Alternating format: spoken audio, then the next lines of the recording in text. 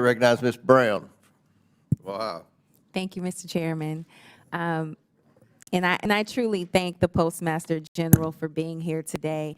The Postal Service is critical to the well-being of economic success and peace of mind for people across America.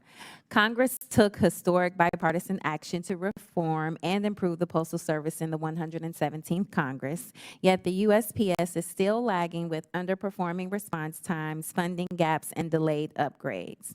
As it has been repeatedly stated, according to the Postal Service's own data, the on-time delivery rate in some areas in my district is barely hitting 70%. These are historically low service standards and far below the expected and promised rate of 95%, and I think we can all agree that this is unacceptable. And as we all know, poor performance disproportionately impacts low-income communities, which is also alarming. As you know, the holiday season is referred to as peak season. The surge in mail, cards, and packages for people across the country make for an understandably busy time for the USPS, but also a predictable one. So last month, the Office of Inspector General issued an audit report identifying potential risk and evaluating the Postal Service preparedness for this year's peak season. And 2024 might be the biggest year ever for holiday mail deliveries. Black Friday had its biggest online year on record, and all those packages and products are now making their way through the mail system. This, of course, complicates efforts to deliver the everyday mail people rely on for their health and economic security. These critical and life-saving deliveries do not stop during the winter months. In fact, they are more vital than ever.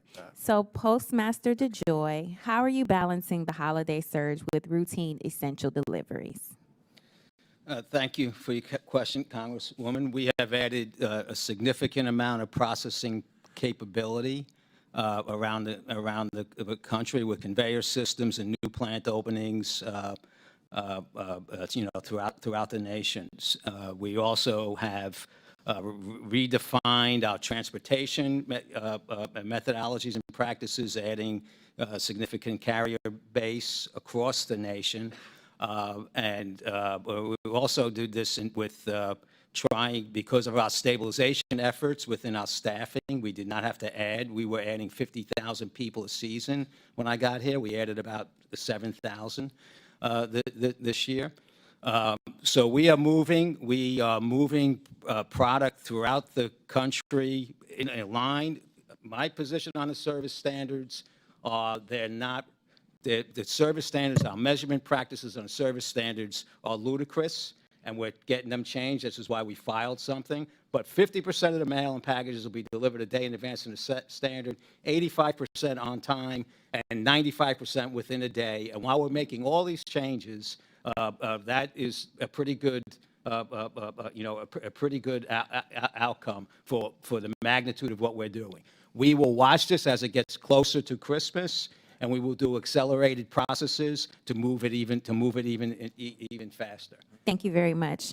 Every day, people in my community rely on Postal Service to get their Social Security checks, disability benefits, and prescription medications. We understand individuals waiting for their checks in the mail face extra challenges. Receiving checks promptly can be crucial for maintaining basic needs like keeping the lights on or putting food on the table. These are people who are relying on the timely delivery of their essential mail. The data in my district show lower income communities experience poor on-time delivery performance compared to wealthier ones. So Postmaster DeJoy, are you aware of the disparities of delivery performance related to socioeconomic status? And what is your plan to get service in historically disadvantaged areas up to standard? So I am not aware. We have a lot. There's a lot of areas like this, and a lot of new reporting that was just put out in the last 2 years. Our goal this year is a big transition year for all the different types of things that we're doing, and we put in for a new standard. But our goal, once the network is satisfied, is to provide all 167 million delivery points with on-time service, no matter where they are. Thank you so much. Well, I am very pleased that you're here. I am disappointed by the USPS's delayed implementation of major upgrades its worsening condition, and persistent failure to meet its own on-time delivery standards, particularly in low-income communities.